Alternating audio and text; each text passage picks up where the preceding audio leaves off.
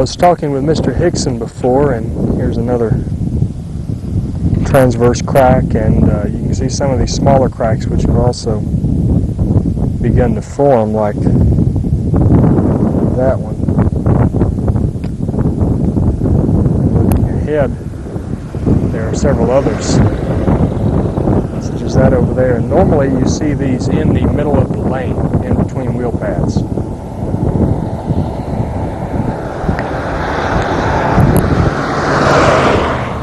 I was talking with Mr. Hickson, and this would be a seemingly good section to use for H101. The problem is, on this project, we just don't have very much length of this typical section which is available to use.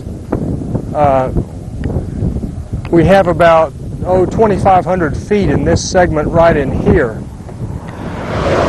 However, we have a couple of other lengths of 1,500 feet, one of 1,000 feet, but I don't think we have the situation that would be considered ideal for H101 in terms of being able to lay out the test sections. We just simply don't have enough length on the project to do so. The remainder of the project consists of asphalt over old Portland cement concrete, which in some places was widened and others wasn't. It does not meet the criteria for this experiment or for any of the other ones that we're selecting projects for. Okay, here's something which I wanted to point out. Have a longitudinal crack here which is developed in the center of the lane in between wheel paths that ties into one of the small, less than 6 foot transverse cracks. Now, we're standing right now at around station 4 plus 20, almost 25. And looking back in the interior wheel path, you can see where there's been effort made to seal a longitudinal crack in the wheel path. Now, what I'm considering this as is as alligator cracking of low severity, because we don't have much of an opening at the cracks and there isn't much spalling evident there. However, we do see sharp angles and we do see cracks that are starting to develop secondary cracks. So I'm counting all that in the wheel path as alligator cracking. And this, which we see here in the center of the lane, I'm calling a longitudinal crack. Moving on up, approaching the end of the test section, there's another transverse crack at around 4 plus 50 approximately.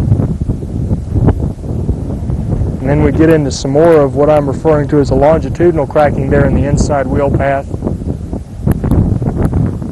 One last transverse crack. And then another small defect there in the outside wheel path. And now we're at the end of the test section. You can see where the second core was taken. Moving back on around. We had to move the section back from where we initially had it placed because I realized after the fact that we were getting out of our fill section. As it is, we have between 4 and 8 foot of fill throughout the entire test section. And now I'm looking back on the test section. Another note I'll make as I'm working my way back to the base, I guess you could say. We don't have any manner of verifying the subgrade out here on the site. What I relied upon was the soil survey forms which were provided to me by Oklahoma DOT and the candidate project form which they provided me. Due to the cover that we have here and the age of the pavement, it's difficult to say. It could go either way in terms of being fine or coarse. I've seen some which I would judge one way and some as another. Let me step down and see if I can find some exposed dirt along here on the edge of the slope to give an illustration. Okay, I'm down at the toe of the slope here, and there's an exposed piece of earth here. It looks like this may not be typical of what we have here because it's drawn up and I kicked the thing. It looks like an ant mound, but I don't see any ants coming out of there, and we just had a rain out in this area last night. Let me go see if I can find something else a little bit more appropriate. The exposed area which seemed like it might be a bit more appropriate. What it appears we have is a fine silty sand or sandy silt. It could go either way, and it's impossible to characterize really by hand. I wouldn't I don't think I'm going to change the classification of it because I can't really tell from this that we have here. It has a lot of both silt and sand in it. Its dark color is a result of the moisture in it because we did receive some rain out here last night. Exposed earth, which is somewhat more sandy. This is right at the beginning of the test section.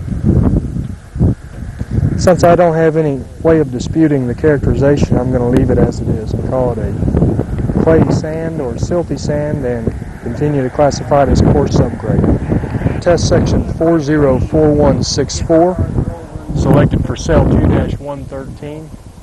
We are in the southbound lane of US Highway 60 in